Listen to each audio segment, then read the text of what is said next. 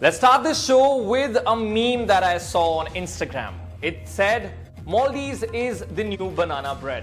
As soon as we went into a lockdown, everybody was baking a banana bread or posting its picture on Instagram or other social media accounts. And today, when economy is opening up, it's been almost a year for all of us being locked up at our homes.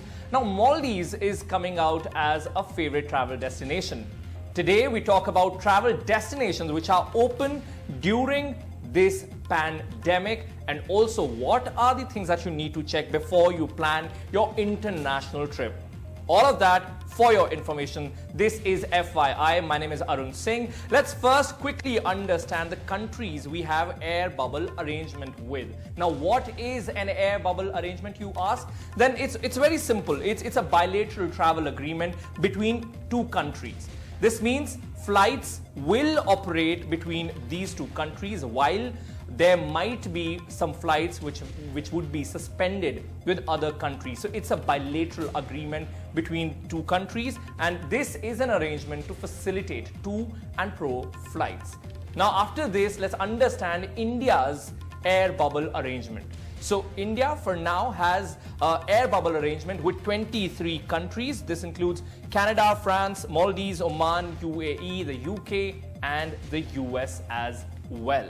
So this is a list that keeps on changing. There are multiple conditions, and you also need to check with respective local websites when you plan travel. We'll get into details of this, and we've also got some queries from our viewers on our social media accounts. We'll take that to our panelists as well. But let's also now talk about a new worry which has cropped up in the United Kingdom, which is a mutant coronavirus. Because of that, Indian Health Ministry has also called for a meeting today to discuss this situation, and many European countries have suspended their flights to the United Kingdom, and these countries are Belgium, Italy, Holland, Ireland, France, and we also have Canada and Saudi Arabia. So these countries have suspended their flight operations to UK. This is after a mutant coronavirus has developed there, which is a cause of worry for many, and this will impact the travel industry overall as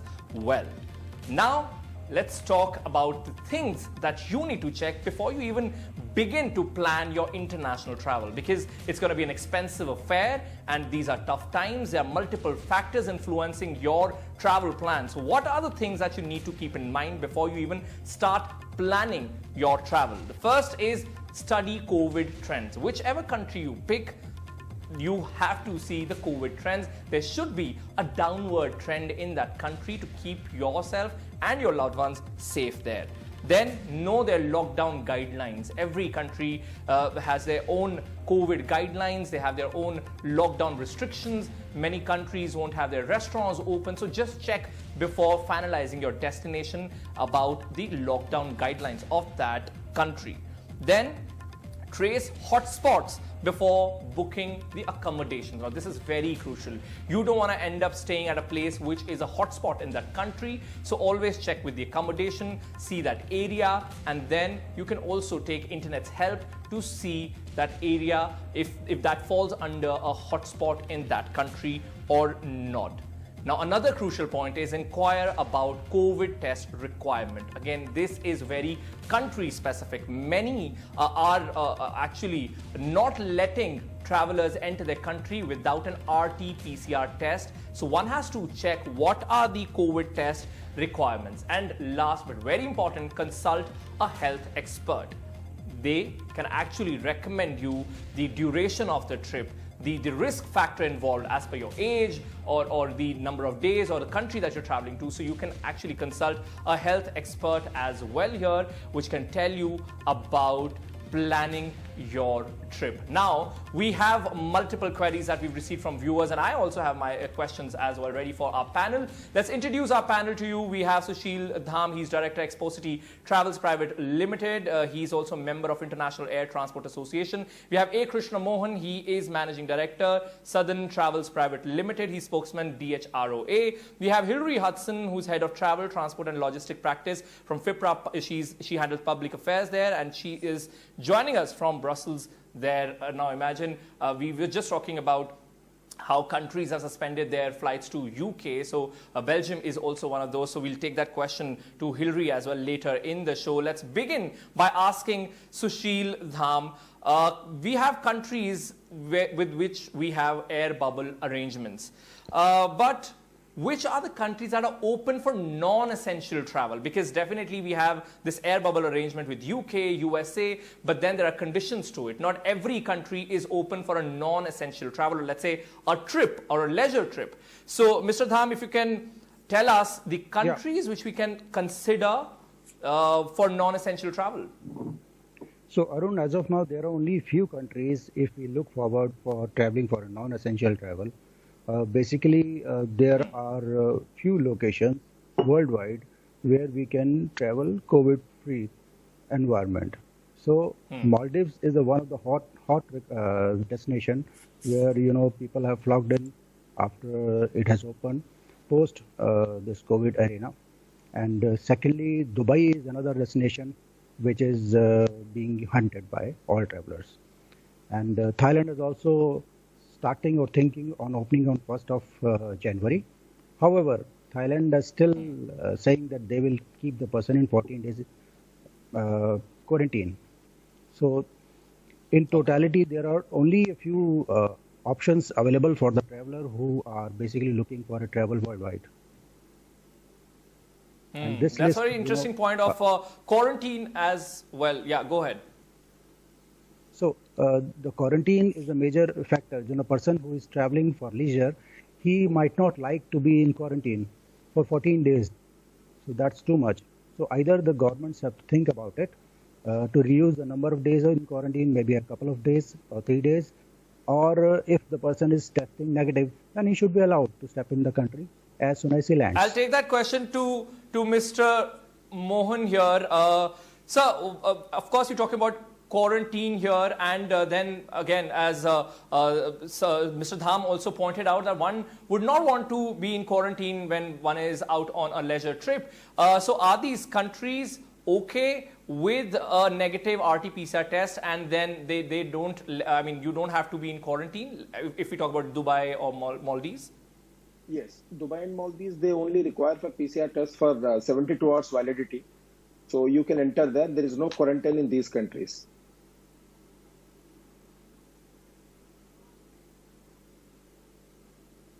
Hello? Yeah, go ahead. Yeah. No. The Maldives and Dubai, there is no quarantine as of now. Only thing is you have to carry a PCR test, which is valid for 72 hours. So once you have a valid negative report, you can enter the country.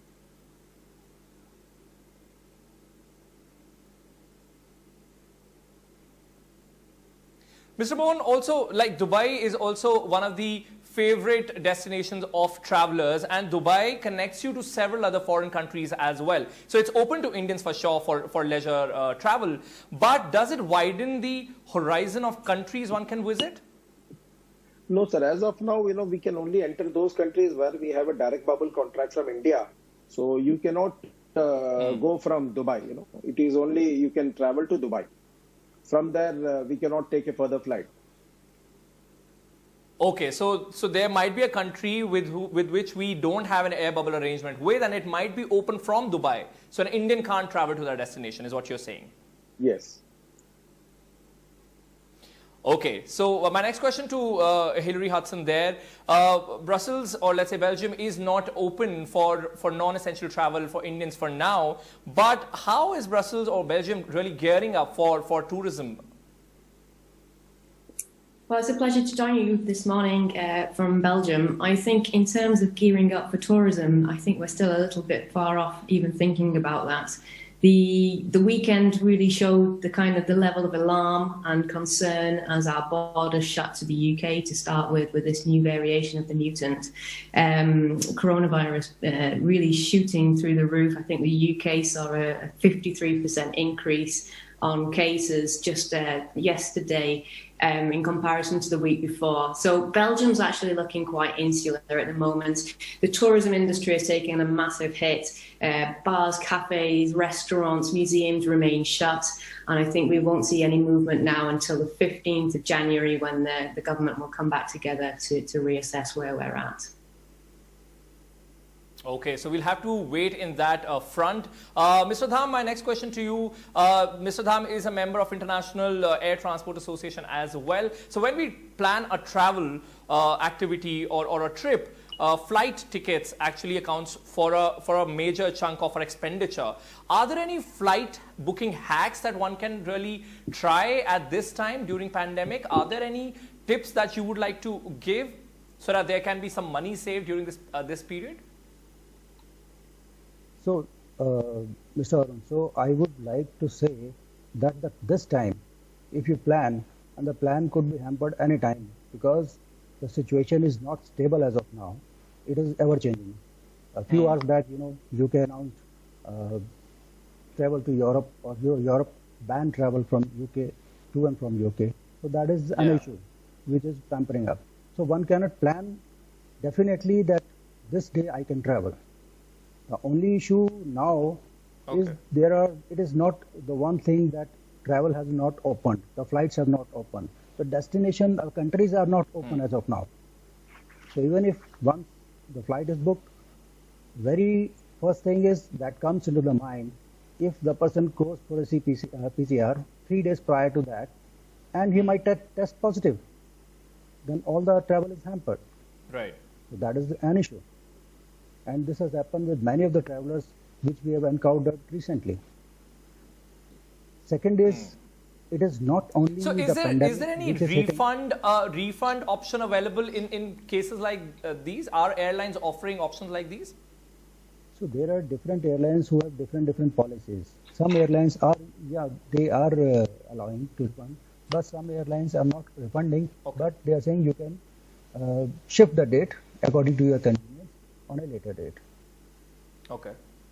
Okay, so I think it will be very important to check these terms and conditions before making a flight booking. Right, this is very important. Plus, flight booking as of now, if you look at it, the number of flights available, number of countries available, it is very less. So the options are... Okay, so we had also invited questions on our social media accounts, and we've got one question from Rakush. He says, what are the safety precautions and mandatory checks we need to take traveling to Maldives? I'd like to take that question to Mr. Mohan here. Of course, we'll discuss Maldives as a hot travel destination for now, but the gentleman is asking about the safety precautions and mandatory checkups we need to take while we travel to Maldives. The basic is that 72 hours PCR test is compulsory. Apart from that, of course, you need to take your own safety precaution. Like you mentioned, you consult your doctor, then you do your sanitation, all this care you have to take. The mandatory from the country side is only the PCR test. You should have a valid negative report. Okay, and my next question again linked to Maldives. Why do you think it has picked up so well amongst Indians during the pandemic? And people are using maskless travel also. Do you see it as a safe option? Yeah, Maldives is in fact, if you see, except Dubai, the Maldives is the only option we are left out today. Especially these youngsters are, traveling to Maldives. And one is, it is connected to the nature. It's an open area, so where the chances of COVID are comparatively less than the thickly populated cities. So that is one of the reasons they are going. And even in India also, if you see, people are opting to go to these hill stations rather than, plain cities. So Maldives has an advantage of, open thing, sea and all that. And less people for sure. Hilary Hudson, my next question to you. Of course, you spoke about how government will be meeting on January 15th, and then there will be new guidelines that will be in front of us. But now Belgium has banned flights to UK as well. So how much is that going to impact the travel industry there? Oh, it's devastating. It's really devastating, especially at this time of year when, families are moving back to see relatives. Belgium is the home of the European Union, so a lot of expats and big companies based here in Brussels. You've seen the backlogs already at Calais, people trying to get back. And of course, we have Brexit on top of that. So the travel industry itself is being devastated by this. It's not just planes, of course. There's the ships as well are also being told to hold off. And at the moment, it's a 48-hour kind of ban in most countries. But that's going to be reassessed today at about 11 o'clock Brussels time by the European Council. So we'll have more news on how long that will be in place later today. But it's really, really badly impacting a big travel period over here in Europe. It's where families reunite for Christmas period and New Year. So it's very devastating.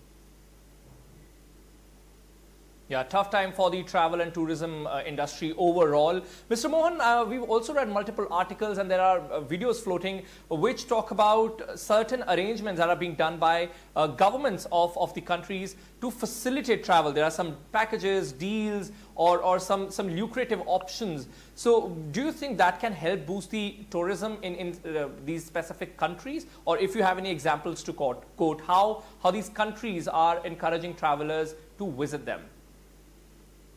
Sir, as of now, there are only two countries, who are welcoming the tourists. So definitely these kind of, packages, these kind of incentives will definitely boost the tourism, especially youngsters, those who are willing to travel and take a risk or whatever, those who are careful, those whose immunity system is good. So they are venturing to travel to these countries. Okay, and talking about these two countries, we're talking about Maldives and Dubai, right? And Dubai as of now. Okay. Mr. Dham, also, we talking about flights here, and you said how it is, very important to book the flight at the right time, checking about all the local guidelines. But how safe is it to travel by flight is also what many people have asked on our Instagram, where they've responded by, there are people, they remove their face shield while eating, and then there are multiple procedures that you have to go through while you go by flight. So how safe is that option? Because that's the only way to travel abroad. So right, there are several precautions which airlines are also taking for their customers, and safety precaution is the utmost priority for these airlines. And it is very safe, I would say, to travel by the airline because staff is, very much trained for handling during this pandemic, and all the essentials which are required to fight this pandemic, and all sanitization is being done regularly in the aircraft. Say in recently, there are certain airlines which are say not allowing their staff to even use the laboratories regularly. And if it is done, then, there is complete sanitization done. So they are very serious about it, and they understand that safety is utmost priority. Right. Mr. Mohan, you run an international travel agency, and do you recommend people packing specifically for pandemic? I mean, there are certain videos, certain how-to videos about, how to go about the pandemic essential packing. So do you recommend those kind of suggestions also to people who are traveling at this point? Yes, definitely. It is always, they should pack, something which is like, easy, then sanitization can be done easily. Then, some use and throw things also can be useful, instead of carrying the entire stuff, they can also carry some stuff where they can use and throw kind of thing, where you can maintain the cleanliness and, sanitization part. Okay, Hilary, one quick question. I know it's a tough one to answer. That when do you see travel coming back to normal when it comes about international travel? That is a very tough question indeed. I think we're looking for probably a good widespread use of the vaccines, and that proving all to be quite successful. I think we need to get a handle of this pandemic in Europe again. We've seen the numbers just increase over here, and it's going to take a long time to get properly back on top of things. Getting that in place is going to take some effort, and I think in terms of international travel, it's going to take a long haul. But that being said, as my fellow panelists have said, that the airlines, the industry itself, the tourism and travel world are doing everything they can to make this safe. And I think if we work with governments to try and put in place the right kind of protocols to keep people safe, the travel and tourism industry, which is so wonderful and is such a big part of the economy, can come back bigger and stronger and hopefully even more sustainable in many ways. But putting a time scale on it is very difficult indeed. Yeah, fingers are crossed for sure. Mr. Dham, we definitely saw a lot of international travelers stuck here in India while the lockdown was announced. Are we seeing any international travelers visiting India now when the economy has reopened?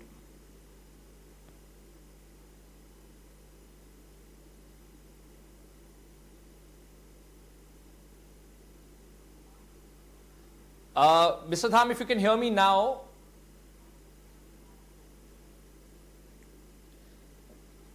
So I was asking, we definitely saw a lot of international travelers stuck here while the lockdown was announced.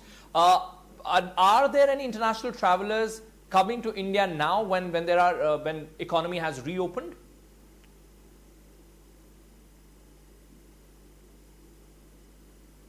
Mr. Mohan, would you like to answer this? Yeah, see, as a tourist point of view, there are no international travelers coming to India. It is only the NRIs, those who are visiting their families, they are coming now. Which has definitely provided a boost to the domestic travel. Definitely, yes. And as far as domestic so we've talked about international destinations, the do's and don'ts, the flight details or the guidelines or the tips that you need to keep in mind before doing that booking. But Mr. Mohan, let's now talk about domestic travel as well. Which are the destinations you think safe enough during this pandemic? Yeah, or are you seeing a surge in travel plans? No, we see a lot of demand has emerged for these hill stations, especially, not the plain cities. Like if you see in northern India, there is a great demand for Himachal. Then Uttaranchal, people are traveling to Nainital, Corbett and all those places. Then Himachal they are going. Then we see some good response for Kashmir as well. And if you see in South India, there is a lot of response for Ooty and Kodaikanal. So a lot of people are opting. Then Kerala, they are opting in South India. Because of one is, they are connected to the nature. The, spread of COVID is comparatively less than the cities. Then people, of course, were locked down in houses for 9 months. They all got bored, so they wanted to travel out. So they are looking for these safe places. And especially another travel which has picked up is only the drivable tourism. People are now actually not really keen on traveling by flights and all that. I was just going to ask you about that only. Travel, all these hotels, they have come up with staycation plans. Yes. A vacation which you do for a short distance, and you choose one hotel for your stay, and then spend your probably 2 or 3 days, whatever you get, and that has also picked up staycation. Yes. So that's what, if you see Delhi, people travel down by, they take their cars, it's all drivable, distances. If you go to Manali, say for example, go to Kashmir, of course, they have to travel by flight or by road only, which is of course almost 24 hours journey. Then they are opting to go to this Nainital and Corbett, which is drivable. They take their own car, then they book one of the resorts there. So that is what is the tourism which has picked up now. Sure. Thank you so very much. With this, I would like to thank our panelists. Definitely, travel and tourism industry has been hit the hardest because of this pandemic. But now when the economy is reopening, there are options within our country and outside as well, where you can travel maybe for Christmas or New Year. And this is the show to tell you the things that you need to keep in mind before making that plan. My name is Arun Singh. It's a goodbye from my side.